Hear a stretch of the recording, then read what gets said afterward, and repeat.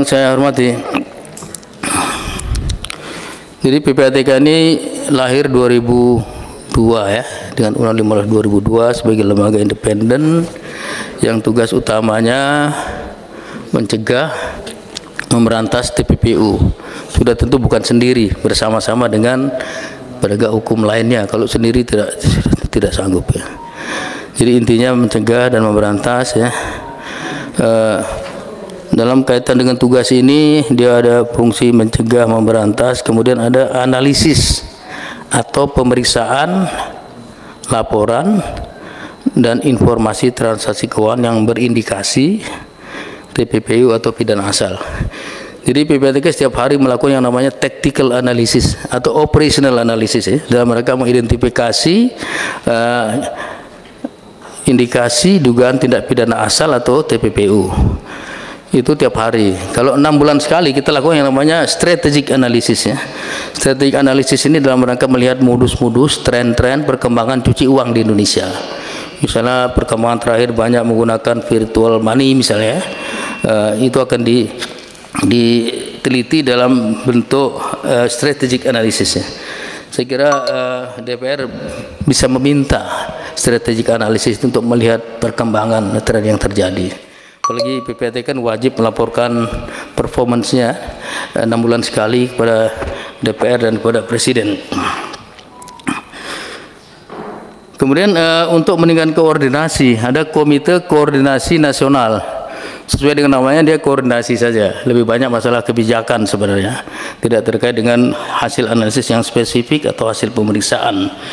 Yang ketuanya Menko Polhukam, wakilnya Menko Perekonomian, anggotanya Kapolri, Jaksa Agung, Kepala BIN, Gubernur BI, kemudian PPATK sebagai sekretaris ya.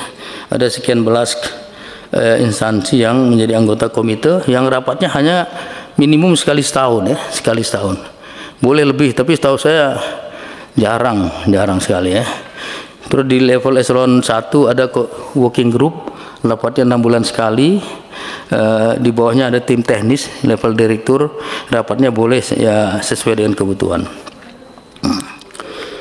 Kemudian apa saja bahan baku yang dipakai oleh PPATK dalam melakukan analisis atau pemeriksaan? Pertama, laporan transaksi keuangan mencurigakan. Ini ada dasar hukumnya. Kemudian laporan transaksi keuangan tunai.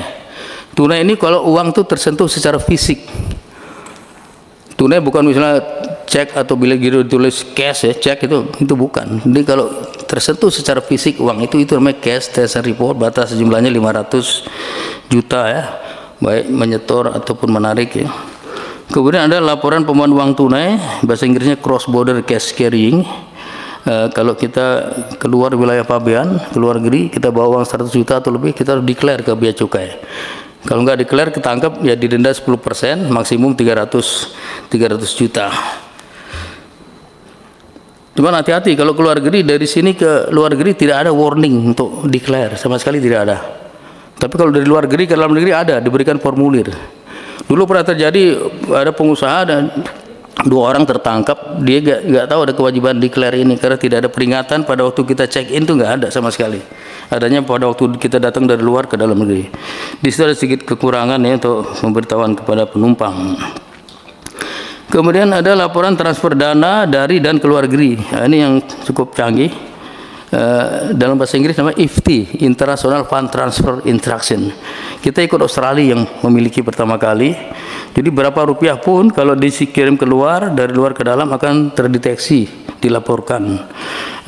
Dulu kita berhasil mengejar Hasyat Hendra Raharja dengan menggunakan ini, dibantu terutama dari Australia ya. International Fund Transfer Instruction.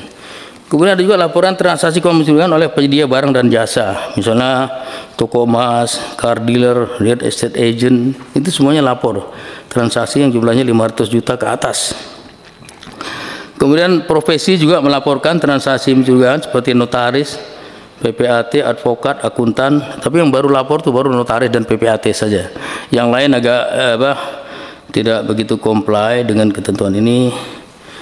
Kemudian ada juga laporan yang mungkin belum pernah dengar ya, laporan penundaan transaksi dasar pasal 26. Misalnya ada 3 alasan bank menunda transaksi nasabah, misalnya dia pakai dokumen palsu, atau rekening itu dipakai menampung hasil kejahatan, atau ada hasil kejahatan yang masuk ke dalam rekening itu. Bank boleh menghentikan selama 5 hari dan lapor ke PPATK adanya penundaan transaksi oleh bank. Kalau PPATK setuju, PPATK bisa melakukan penghentian sementara transaksi. Sebagai kelanjutan dari ini diatur di pasal 65, 66 sampai 67 ujung-ujungnya.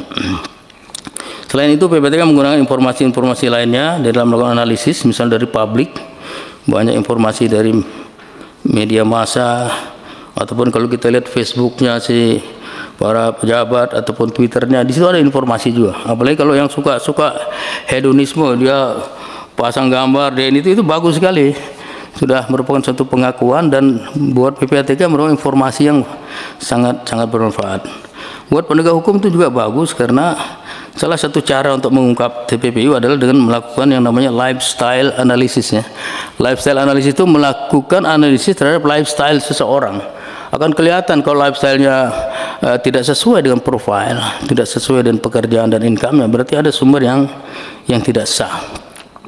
Dulu pernah terjadi di Amerika, kalau boleh saya cerita sedikit, ada namanya James Aldrich Ames. Dia kepala bagian kontra intelijen dari FBI. Digalang oleh KGB, dia asal keluar negeri, dia dapat duit banyak, taruh uang di UBS, Union Bank of Switzerland, dia buat rumah bagus, beli mobil bagus. Akhirnya terungkap. Begitu ditanya, Anda kok bisa beli segala macam? Mertua saya kaya, katanya. Di mana mertuanya? Di Kolombia. Begitu didatangi di Kolombia, mertuanya tidak kaya ternyata. Nah, ini terungkap karena lifestyle dia. Dari mobil yang dia beli, kan car dealer itu harus lapor kalau transaksi di 5 juta ke atas, ya.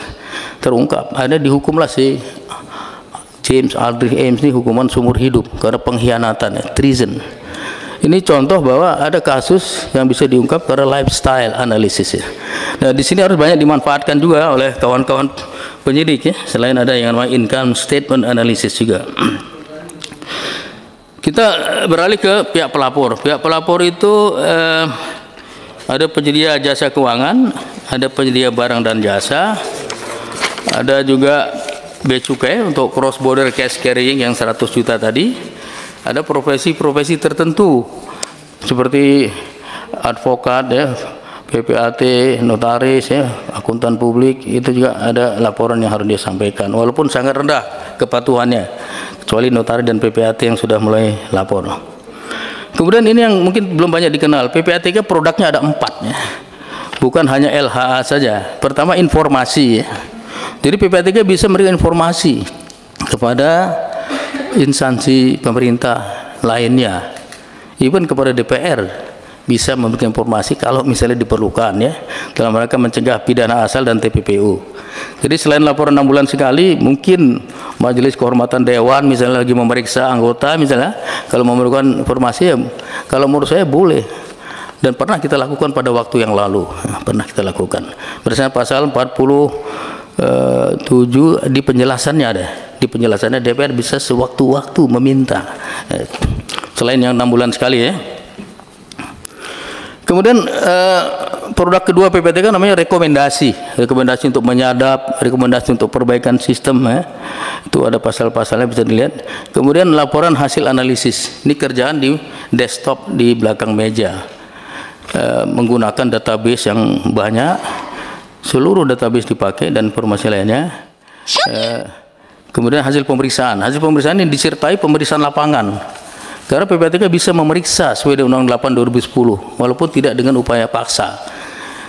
Bedanya LHP sama LHA adalah LHP itu ada pemeriksaan lapangannya, kalau LHA itu tidak ada sama sekali. Nah, cuman perlu kami informasikan bahwa LHA dan LHP ini sudah barang setengah matang, bukan barang mentah lagi. Karena ada misalnya dulu di PPATK, di KPK menganggap LHA PPATK itu masih seperti pengaduan masyarakat, dianggap dumas saja. Padahal dia udah setengah matang, analis yang terdidik, pakai database begitu banyak, strukturnya kurang lebih bagaimana kasus posisi, bagaimana profil pejabatnya, bagaimana indikasi hasilnya, dan bagaimana kesimpulan indikasi pidananya. Ini udah boleh dibilang preliminary investigation. Harusnya kalau penyidik menerima itu, dia lakukan penyelidikan, mencari bukti permulaan yang cukup sesuai dengan KUHP dan putusan MK. Setelah itu, kalau ada bukti permulaan yang cukup, tadi 2 alat bukti yang sah dari masing-masing unsur yang didakwakan, bisa naik menjadi penyidikan dan ada tersangkanya. Seperti dalam kasus Alun. Sekarang kan KPK udah bilang kami sudah menemukan bukti permulaan itu, udah ada 2, sehingga kami berani menaikkan menjadi penyidikan, dan sejak Senin yang lalu yang bersangkutan sudah ditahan oleh KPK. Jadi produk PPATK itu ada hasil analis, ada informasi, rekomendasi, hasil analis dan hasil pemeriksaan. Hasil analis dan hasil pemeriksaan tidak sama dengan LTKM, ya, tidak sama sama sekali. Kenapa tidak sama? Hasil analisis dibuat oleh analis dengan menggunakan berbagai laporan termasuk dari LTKM. Jadi kalau ada orang bilang laporan transaksi keuangan mencurigakan 349 itu keliru besar. Karena PPATK tidak pernah memberikan transaksi mencurigakan kepada siapapun juga. Dia dilaporkan secara online masuk ke database PPATK. Yang keluar itu LHA atau LHP. Dalam kasus keuangan ini LHA dan LHP, 2 itu yang keluar, ya. Bukan sama sekali LTKM. Jadi kalau ada yang nyebut yang diserahkan LTKM itu tidak pas, ya. Karena LTKM yang mengidentifikasi itu penyedia jasa keuangan, bank, dia yang lapor ke PPATK. Bukan PPATK mengidentifikasi transaksi mencurigakan, bukan sama sekali. Bank lah yang mengidentifikasi, dia lapor ke PPATK, masuk ke database. Kepada penyidik manapun PPATK tidak pernah memberikan LTKM. Dia berikan tuh hasil analisis, hasil pemeriksaan, atau kalau di tahap awal ada informasi atau rekomendasi. Ini saya merujuk pasal-pasalnya biar lebih jelas. Dasarnya ada di undang-undang semua itu. Kemudian LTKM ini laporan pihak pelapor, ya, misalnya bank, bisa 10 LTKM melahirkan 1 hasil analisis, bisa. Jadi 10 LTKM mengenai seseorang ya bisa menghasilkan 1 hasil analisis. Tidak harus 10 LTKM 10 LTKM, tidak, ya. Dia jadi satu kesatuan. Dianalisis dengan menggunakan aplikasi yang sekarang namanya GoAML, dulu namanya Visual Link waktu zaman saya dulu. Berikutnya, hasil analisis dan hasil pemeriksaan hanya diserahkan kepada penyidik sesuai pasal 44 untuk dilakukan penyelidikan. Ada di pasal 44 ayat 1 huruf L. Nah, ini yang menarik ini. Ada instruksi Presiden nomor 2 tahun 2017 tentang optimalisasi pemanfaatan LHA dan LHP. Instruksi ini ditujukan kepada Menteri Keuangan, Jaksa Agung, Kapolri, dan BNN. Tolong diselidiki LHPPATK. Kalau enggak, kejar pajaknya. Kurang lebih gitulah instruksi nomor 2 tahun 2017 ini. Jadi kita lihat apakah mereka sudah menjalankan instruksi ini apa tidak, ya. Silakan dilihat berapa banyak LHA, LHP yang ditindaklanjuti dengan penyelidikan, berapa banyak yang menjadi kasus di pengadilan, dan berapa banyak recovery, aset recovery yang dilakukan oleh pengadilan dalam putusan-putusan yang merampas aset hasil tindak pidana. Kemudian mengenai rame-rame masalah TPPU ini, ada masalah rahasia jabatan, ya, di pasal 11 diatur, di penjelasan jelas disebut, ini disebut rahasia jabatan. Hanya bisa diberikan dan mereka pelaksana tugas menurut undang-undang ini. Itu yang biasanya yang individual. Kalau yang sifatnya agregat, statistik, ya, apalagi kalau sudah masuk ke pengadilan, sudah terbuka di depan umum, saya kira tidak ada rahasia lagi. Tapi kalau sifatnya individual, menyebut orang, menyebut reporting parties, ataupun yang terkait, itu berarti enggak sesuai dengan pasal 11. Nah, selain rahasia jabatan, di TPPU ada sistem yang anti tipping off, anti kebocoran. Direksi, komisaris, pengurus dan pegawai pihak pelapor, ya, termasuk juga PPATK, ya, di ayat berikutnya dilarang memberitahukan kepada nasabah atau pihak lain, baik langsung ataupun tidak langsung, mengenai LTKM yang sedang disusun atau yang sudah dilaporkan kepada PPATK. Ini hanya terbatas LTKM saja, tipping off ini di pasal 12, ya. 12 Undang-Undang TPPU. Ini agak berbeda. Dalam kasus kita ini lebih banyak berkaitan dengan rahasia jabatan sebenarnya, ya, bukan tipping off ini. Karena ada yang menulis di luar ini tipping off, saya kira sama sekali enggak ke sana. Tipping off itu hanya LTKM saja. Kemudian Mengenai kasus yang sedang rame-rame ini, kalau saya pikir saya mengusulkan pertama harusnya Pak Menko Polhukam sebagai Ketua Koordinasi TPPU silakan mengadakan rapat, dia adakan rekonsiliasi, dia cocokkan datanya dengan data Menteri Keuangan dengan PPATK. Setelah kelop, setelah rekonsiliasi, silakan diberikan kepada publik sebagai satu data yang sifatnya agregat atau statistik. Kemudian perlu juga ditindaklanjuti LHP, LHA, PPATK tadi dengan penyelidikan oleh penyidik. Penyidik di sini ada 5 saya lihat terkait dalam kasus ini. Pertama, kalau tindak pidana perpajakan dan TPPU berasal dari perpajakan, penyidiknya DJP, Direktur Jenderal Pajak. Kalau tindak pidana kepabeanan ya dan tindak pidana cukai dan cuci uang yang berasal dari situ, penyidiknya Direktorat Jenderal Bea Cukai. Yang ketiga, penyidik KPK. Saya dengar dari PPATK untuk kasus-kasus besar yang dilaporkan langsung ke APH itu kasus yang besar. Apa perkaranya? Ternyata banyak korupsinya. Jadi KPK di sini ada terkait, misalnya penyidik yang menerima LHA tadi, kemudian termasuk juga kepolisian dan kejaksaan yang juga menerima LHA langsung. Dari data-data yang ada baik di media ataupun yang diberikan oleh Menteri Keuangan, ada LHA yang langsung diberikan kepada aparat penegak hukum yang mungkin itu tidak dimiliki oleh Kementerian Keuangan. Nah, itulah yang harus ditindaklanjuti. Jadi saya lihat ada penyidiknya, paling nggak ada KPK, pajak, bea cukai, kejaksaan, dan kepolisian. 5 ini yang bisa menindaklanjuti laporan yang banyak ini dari tahun 2009 sampai 2023. Nah, dalam hal ini DPR sudah tentu bisa melakukan pemantauan ya, mengawasi tindak lanjut ini bagaimana, kalau perlu ditagih, dan ukuran terakhir apakah benar uang itu 349 triliun apa tidak, apa benar proceed of crime sebesar itu bisa dilihat kalau kasus itu sampai ke pengadilan, diputus, dirampas untuk negara, harusnya dirampas ya sekitar itu angkanya, tidak akan jauh, karena dari awal dilaporkan sekian. Dan tadi bicara-bicara dengan Pak Suding tadi, ternyata ada kasus yang sudah inkrah melalui peninjauan kembali. Kalau inkrah peninjauan kembali kan uang nggak ada dirampas buat negara. Kasus penyelundupan emas yang 189 ya, itu berarti recovery-nya kan 0 sama sekali, karena udah inkrah melalui peninjauan kembali. Jadi angka 349 itu bisa kita pertanyakan. Tolok ukur terakhir adalah berapa recovery yang bisa dilakukan oleh pengadilan pada waktu kasus ini diproses di sana. Untuk yang bersalah harusnya prosedur crime itu dirampas untuk negara. Apakah benar sekian? Saya ingin membandingkan dengan kasus laborasi Turus ya, yang di Sorong yang pernah dilaporkan oleh PPATK. Waktu itu disebut triliunan juga. Tapi setahu saya, dan saya ngomong juga sama pengacaranya Johnson Panjaitan ya, nggak sampai segitu, even miliar pun tidak. Ya, berapa? 10 miliar. Padahal ngomongnya triliunan kan? Nah, karena di sini saya sempat bicara sama analis dari PPATK ya, yang orang dari BI. Jadi dia menyebutkan ada yang tercampur antara proceed of crime sama bukan proceed of crime, itu tercampur ya.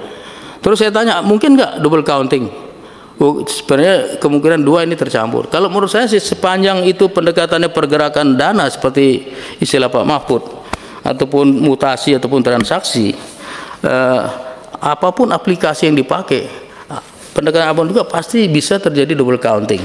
Saya ingin ambil contoh, waktu saya di PPATK 2004 ada bank pemerintah dibobol, kemudian 2 miliar masuk ke pasar modal, pertama dia beli saham BRI, kemudian dia jual lagi, dia beli surat utang negara 2M, dia jual lagi, dia beli Lipo Reksadana Mantap 2M. Pertanyaannya berapa proceed of crime? Cuma 2M. Berapa transaksi? Memang 6M, karena 3 kali 2. Nah, ini perlu ditanya pendekatan PPATK yang mana dia pakai, karena ini penting bukan hanya untuk penyitaan proceed of crime, yang disita itu nilai akhirnya atau rincian-rincian yang tersebar gitu. Jadi seharusnya yang disita itu bentuk akhir dari kejahatan itu sendiri paling tidak ya. Kalau uang korupsi 1M, dia udah beli rumah, beli tanah, yang disita rumah tuh tanahnya, bukan uang yang pakai bayar tuh, bukan. Nanti orang yang bertikat baik ya jual tanah, jual mobil bisa rugi kalau dia bertikat baik, uangnya dari hasil penjualan tanah disita ya rugi. Tapi bentuk akhirnya itu. Ini juga penting juga untuk apa? Kaitan sama penyitaan dan nanti perampasan aset di pengadilan. Kemudian mengenai LHA dan LHP, jadi yang diberikan PPATK itu ternyata dua bentuknya, LHA paling banyak, yang kedua LP. Sama sekali bukan LTKM yang diserahkan PPATK kepada Kementerian Keuangan. Biasanya kalau PPATK udah berani menyerahkan ke penegak hukum, itu ada indikasi pidana biasanya. Karena kalau nggak ada indikasi, kita kembalikan ke database, kita simpan lagi sambil nunggu kasus-kasus yang lain gitu. Jadi kalau ada berani menyerahkan LH atau LHP, ada indikasi dugaan terjadi tindak pidana. Siapa yang menentukan pidana apa tidak? Penyidik. Kenapa penyidik? Memang tugasnya melakukan penyelidikan, mencari bukti permulaan. Kalau ada bukti permulaan dua, kemudian ada tindak pidana, ada pelakunya, silakan naikkan penyidikan. Bukan PPATK yang menentukan pidananya ini pidana, bukan. Kalau boleh saya umpamakan dengan permainan bola, PPATK itu seperti gelandang, midfielder, sebagai playmaker yang memulai memberikan umpan-umpan kepada striker, para penyidik. PPATK sebagai midfielder nggak boleh membuat gol. Yang membuat gol itu penyidik, polisi, KPK, jaksa, dan seluruh penyidik lainnya. Jadi hanya memberikan umpan untuk dilakukan penyelidikan, mencari bukti permulaan. Kalau sudah ada, silahkan naikkan jadi penyidikan, cari siapa pelakunya. Jadi apakah ada cuci uang di sini apa tidak? Ya tadi kembali ke bukti permulaan. Dan cuci uang di Indonesia hanya ada 3 saja, pasal 3, pasal 4, dan pasal 5. Pasal 3 ada unsur pokoknya adalah conversion and transfer. Ada unsur mengubah bentuk dan memindahkan hasil kejahatan dengan berbagai cara yang dirinci di pasal 3 itu, termasuk perbuatan lain. Kalau pasal 4 tidak banyak dinamis, tidak banyak dinamika transaksi, hanya di situ dia menyembunyikan, menyamakan harta yang berasal dari tindak pidana. Tidak banyak transaksi. Contohnya dalam kasus ketua MK misalnya, Sir Akil Mukhtar ya, kita buka kalau terbuka untuk umum. Dia menggunakan KTP supirnya, buka rekening, beli mobil. Itu nggak banyak transaksi. Dia menyembunyikan, menyamarkan dengan meminjam KTP orang lain. Apa yang disebut ya, asal usul harta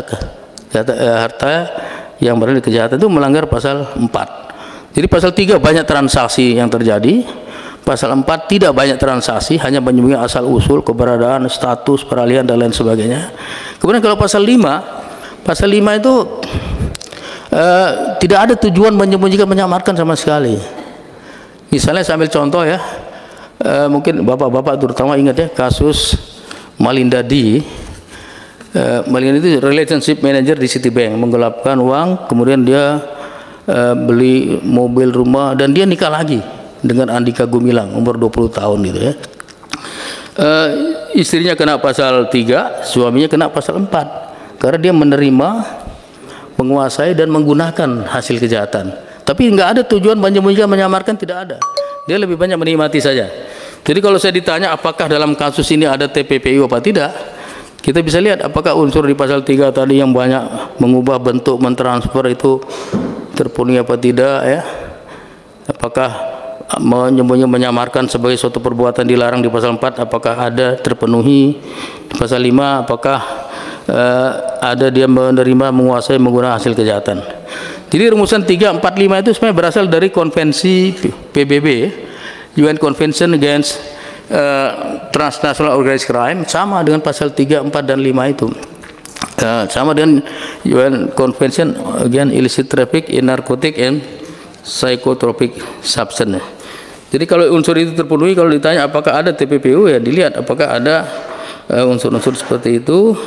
Dan yang menarik dalam TPPU ini, untuk menentukan mens rea, niat jahat dari si pelaku, tidak perlu pakai teori-teori offset segala macam.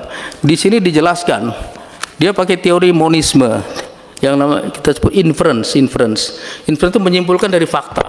Kalau terbukti fakta, maka terbukti juga mens rea. Misalnya seseorang menembak orang lain, misalnya kasus Eliezer, nembak di kepala, mati kan, menghilangkan nyawa orang lain. Nggak perlu kita tanya, kamu sengaja apa enggak? Nggak perlu. Karena menembak di kepala pasti akan menghilangkan nyawa orang. Ini monisme Jadi terbukti perbuatan, terbukti pula kesalahan. Nah, TPPU di penjelasan di sini disebutkan dia modelnya inference. Inference itu menyimpulkan dari fakta yang ada. Pak Akil minjem KTP supir, nggak perlu kita tanya Bapak sengaja nggak perlu, karena minjem KTP orang, pakai KTP palsu, pakai perusahaan, udah pasti dia menyembunyikan, menyamakan asal usul.